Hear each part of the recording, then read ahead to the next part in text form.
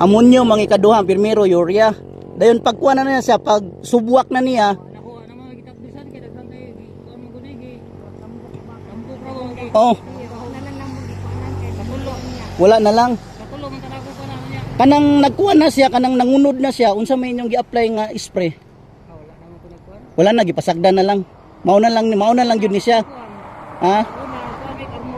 Oo. Karon inyo na lang gipasagdan. Unsa to siya nga kuanong, unsa to siya nga variety sa humay? 402. So nindot kayo siya. So lahi po siya sa 160. Ang iyahang pagka mahimo na siyang bugas, unsa may iyang diferensya sa 160? Humok or unsa ma? Humok gyapon siya. Oh. Kuan man gud, nindot siya kuan ba? Nindot siya kanang kuan, aning uhay. Nindot siya kay mga uhay ba? Oh, hanga kay lagi ko.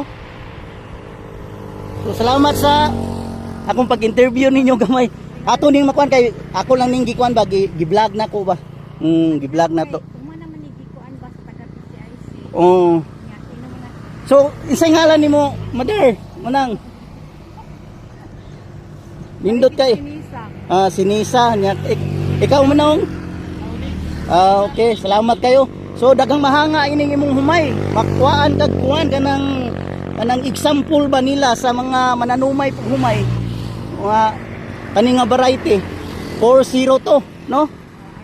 RC 402. So okay kayo. Sige, salamat.